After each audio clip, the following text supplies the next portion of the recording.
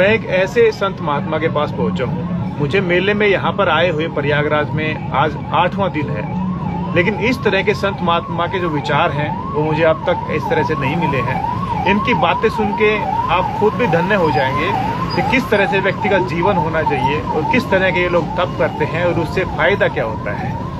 किसी व्यक्ति को अगर किसी तरह की प्रॉब्लम होती है तो क्या साधु महात्मा के पास आने से दिक्कत दूर हो जाती है, या फिर आप लोग अपना खुद का कुछ भी काम करते हैं, बाबा लोगों से संबंध रखते हैं, या अपने परिवार में अपना एक गृहस्थ जीवन जीते हैं, तो उनसे आप सबको क्या फायदा रहेगा? क्या उन्हीं से हम साधु संगत या फिर उन्हीं से कोई इस तरह की कोई उपलब्धियां प्राप्त कर सकते हैं? क्या उन्हीं से हमारा भला हो सकता है? बाबा के विचार सुन के आप लोग खुद स्तब्ध रह जाएंगे कि साधु महात्माओं के विचार किस तरह के होते हैं। पूरे मेले में इस तरह के विचार या इस तरह की कोई भी वीडियो हमने अब तक नहीं देखी है। तो बाबा से बात करते हैं, इनसे पूरी जानकारी लेते हैं, थोड़ा सा इनका अनुभव आप सबको साझा करने की कोशिश करते हैं। बाबा प्रणाम आपको। साधुवाद और आपके तप को देख के तो मैं खुद ही निशब्द हो गया हूँ। तो हमें इसके बारे में ज़्यादा जानकारियाँ नहीं हैं। इस तरह से बहुत से साधु महात्मा हैं, संत महात्माएं हैं, वो तप कर रहे हैं अपने अपने प्रकार से। तो आपने भी एक विशेष प्रकार का ये आवरण और ये इस तरह से आपने रुद्राक्ष सर पे धारण कर रखे हैं।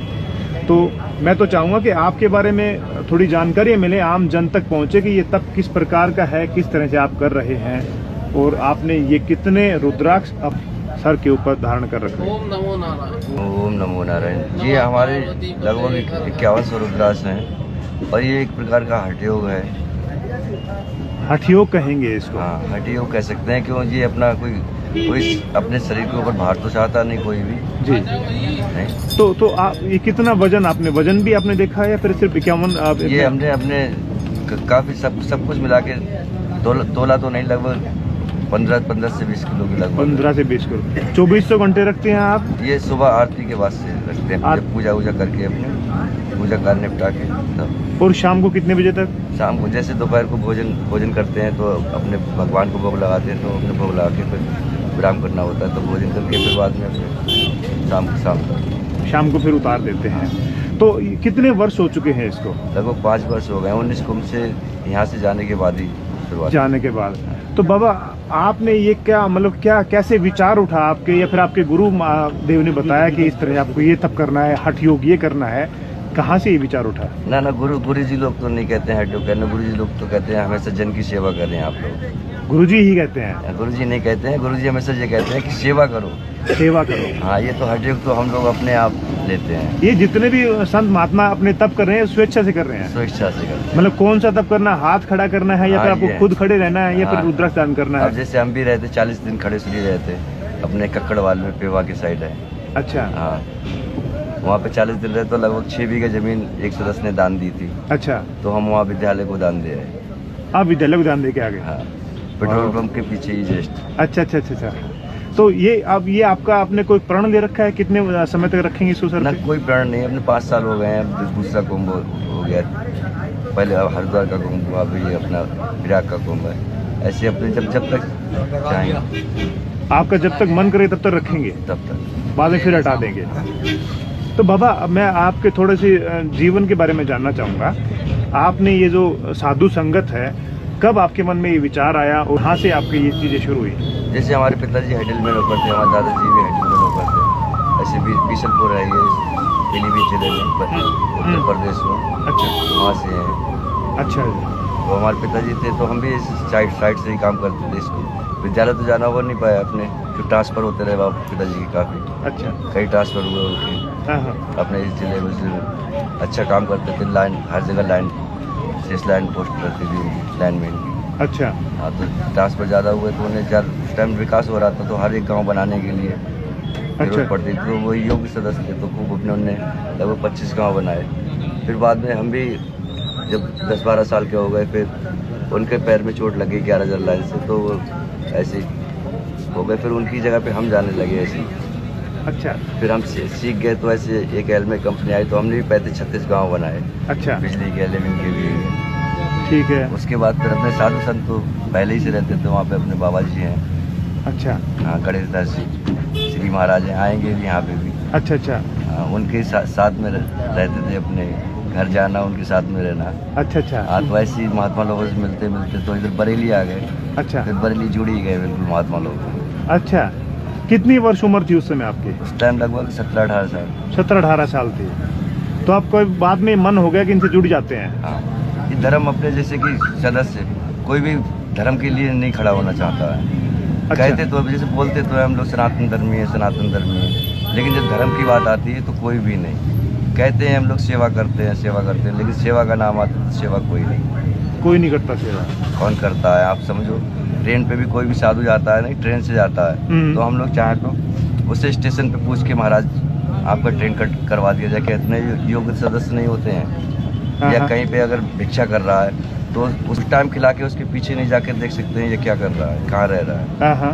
नहीं कर सकते हैं। नहीं, बिल्कुल बिल्कुल। हाँ, ऐसे हर एक सदस्य को जैसे जितने महात्मा अपने घूम रहे हैं, कह रहे हैं भिक्षा करते हैं। अगर इतने स्थान है ना, जो हम लोगों ने कमेटियाँ बना रखी हैं, छोटी छोटी कमेटियाँ बना लेते हैं, 5 सदस्य की कमेटी बना ली, और कोई भी साधु जाता है तो कह देते हैं भाई कमेटी का स्थान है, यहाँ पे नहीं रहना है, स्थान भगवान का या कमेटी का है। तो आप ये विकार हटाइए, अपने अपने मन की सोचे हटाइए।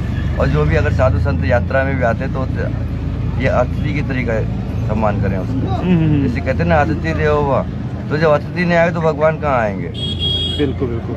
नहीं बाबा, आपकी उम्र के बारे में कितनी उम्र हो चुकी है आपकी? लगभग 36 साल हो गई। 36 साल हो गई है। तो आप घर से संपर्क है आपका भी? ना, घर से कोई संपर्क नहीं। घर से पहले भी नहीं था। घर के पास में ही रहते थे और हम साइड काम करते थे। अच्छा अच्छा। और घर के परिवार के लोग आते हैं आपसे मिलने? ना, कोई भी नहीं आता। बरेली में हमारे पास में रहते हैं, हमारे मामा के लड़के रहते हैं, वकील हैं। अच्छा। एक उसमें अपने रोडवेज में है, पिताजी की जगह पे, और कई लोग हैं, मौसा वहीं हैं, भाई हैं। हमारा भाई हैडल में नौकर है, बिशनपुर में। अच्छा अच्छा। तो बाबा, आप क्या तप करते हैं? आपको क्या अनुभूतियाँ कुछ होती है, कुछ बताएंगे हमें? अनुभूति क्या? जैसे कोई जो चीज़ होती है वो दिखाई नहीं देती। जैसे आप भगवान को अपने नेत्रों से देखना चाहे तो नहीं देख सकते, आत्मा से देख सकते हैं। जैसे आप किसी भरे पेट को खिलाएंगे तो वो पलटी करेगा, अगर भूखे खिलाएंगे तो जब वो डकार लेगा तब वो आत्मा से कहेगा हे भगवान इसे खुश रखो, तब भगवान उसके पास होते हैं। अथवा भगवान उसके पास नहीं जो पहले जैसे थे। अच्छा अच्छा। भगवान को देखना है, आप गरीबों में जाके देखो, नहीं तो आप खुद ही वो आपको भगवान कहेंगे, तो आप भगवान को कहाँ देख पाएंगे? मतलब इंसान में ही भगवान है? हाँ, नारायण में भगवान होते हैं। नर ही नारायण है, नारायण ही नर है। वाह, क्या बात। नहीं, कण कण में भगवान तो चींटी में भी है। नहीं, अब चींटी इतनी छोटी सी होती है, हाथी को मार देती है, तो जो नहीं शक्ति, कितनी शक्ति होती है, वो अपनी शक्ति पे आती तब। ये अगर मान लो गृहस्थ में रह के कोई व्यक्ति इस तरह का तप ना करे, फिर ऐसी इच्छाएं नहीं जाग सकती? अरे बहुत सुंदर बात है ये तो आप कह रहे हैं। जैसे अपने माता पिता की, बड़े लोगों की, बुजुर्गों की सेवा करके ये फल आप डबल, हम लोगों से डबल प्राप्त कर सकते हैं। अच्छा अच्छा अच्छा। हम लोग तो तप कर रहे हैं, आप तो जप करेंगे, तप करेंगे, अपने परिवार को चलाएंगे, आप वो कर रहे हैं। भंडारा, रोज भंडारा कर रहे हैं आप तो। कितने लोगों का, जब आप ड्यूटी करके आते हैं, आप सपोज करो आप लोग ड्यूटी से कितने लोग खर्चा चलता है, तो वो एक प्रकार का भंडारा ही हो गया। अरे वाह, क्या बात है, क्या बात है। हम लोग गाय को भोजन कराते हैं, वो भी तो एक दान हो गया। नहीं, एक रोटी अपने सुबह को निकाली, अपने शाम को निकाली, 2 रोटी का दान हो गया। दान तो किसी प्रकार से कर सकते हैं। बिल्कुल बिल्कुल। एक मुट्ठी अपने चीनी मिला के आटे को अपने लाखों चींटियों को दान कर सकते हैं। लाखों लोगों में दान करने में बहुत समय लगेगा। बिल्कुल सही है। समय भी लगेगा, खर्च भी लगेगा। फिर बहुत बढ़िया। तो कर सकता है, कोई भी कर सकता है। बाबा, बहुत ही महत्वपूर्ण और विशेष बात जो मेरे दिल को छू गई। तो आप लोग ये धोने वगैरह पे तपते हैं, या फिर आपने मान लो रुद्राक्ष पे लगा रखी है, तो इनसे क्या, ये जो हठ है, ये हठ योग होता है, इनसे क्या प्राप्ति होती है? थोड़ा कुछ अगर आप बताना चाहे तो बता सकते हैं। जैसे ये शक्तियाँ होती है वो आपको दिखा भी नहीं सकते। जैसे अपने कहते हैं ना, जैसे तांत्रिक लोग, तांत्रिक वही हो जाता है जो अपनी शक्ति को बार बार दिखाता है, प्रयोग करता है उसका गलत प्रयोग, तो उसे हम लोग तांत्रिक करने लगते हैं। और जो अपने शांत स्वरूप, अपने शांति में रहता है, उसे सिद्ध करते हैं। अच्छा अच्छा अच्छा अच्छा। मतलब वो शक्तियाँ या जो उपलब्धियाँ बताने की नहीं होती है? हाँ, वो दुरुपयोग करने की नहीं। जैसे किसी को हम लोग जैसे कहते हैं कि उसकी किसी के पुत्र नहीं होता है, निर्वंशीय होता है, उसके पुत्र हो जाता है। जिसके कोई 7 जन्म तक बच्चे नहीं होते, उसके बच्चे हो जाते हैं। आप लोगों के आशीर्वाद से? हम लोगों ने, गुरु लोगों के आशीर्वाद से। वो जो आशीर्वाद देता है वो कोई और होता है। क्या बात है, बहुत गहरी बात है। मतलब साधु महात्मा लोग स्वयं पे बातों को लेते ही नहीं है और आप उन्हीं बातों की तरह कह रहे हैं। बाबा बहुत अच्छा लगा मेरे को। तो आप अब तो आजीवन आप रहेंगे इसी टोले में। आप क्या संदेश देना चाहेंगे इंसान को, इन जगत के लोगों को जो गृहस्थ में है उनको? जैसे अपने समय निकाल के जितना भी समय हो तो अपने जैसे भाईयारी के लिए ख़त्म करते हैं, उसे अपने भाई भगवान के, अपने सनातन के, अपने जो गरीब सहयोगी हैं, अपने मित्र भी गरीब होते हैं, उन्हें भी अपने कार्य से अपने आप भी उन्हें सहयोग करके भी बढ़ा सकते हैं हम लोग एक दूसरे को। जैसे सहयोग, अगर 3 पहिए है, 1 पहिया पंचर है, अगर उसे जुड़वा देंगे तो वो आराम से चला जाएगा। आप लोगों के नाम कुछ विशेष प्रकार के होते हैं, मतलब कुछ अलग होते हैं आमजन से, ये कैसे होते हैं? ये जैसे हम लोगों के नाम पदों के ऊपर होते हैं। जैसे एक अपने जब संन्यास में प्रवेश करता है तो हम लोग उसे ब्रह्मचारी कहते हैं। फिर महापुरुष बन जाता है वो अपने उस जनेऊ संस्कार होके, फिर जनेऊ संस्कार होने के बाद जब उसका संस्कार हो जाता है फिर नागा बन जाता है। फिर वो नागा अगर भस्मी या निर्वस्त्र रहता है तो उसे दिगंबर कहते हैं। फिर दिगंबर से अपने महंत हो जाता है, श्रीमान। फिर ऐसे ही पूरे अधिकार बढ़ते चले जाते हैं। अच्छा। और आप लोगों के नामकरण जो गृहस्थ से आते हैं उसके अलावा बदल दिए जाते हैं? हाँ, कुछ नाम बदल दिए जाते हैं, कुछ उसी में रहते हैं। जैसे आगे का अपने नागा बाबा अमित गिरी, तो नागा बाबा और गिरी जो दोनों जोड़े गए हैं, अमित हमारा नाम है। अच्छा। तो गिरी क्यों लगाते हैं? गिरी एक जैसे अपने गिरी, वैसे तो अपने ज्ञान को गिरी कहते हैं। अच्छा, ज्ञान होता है उससे।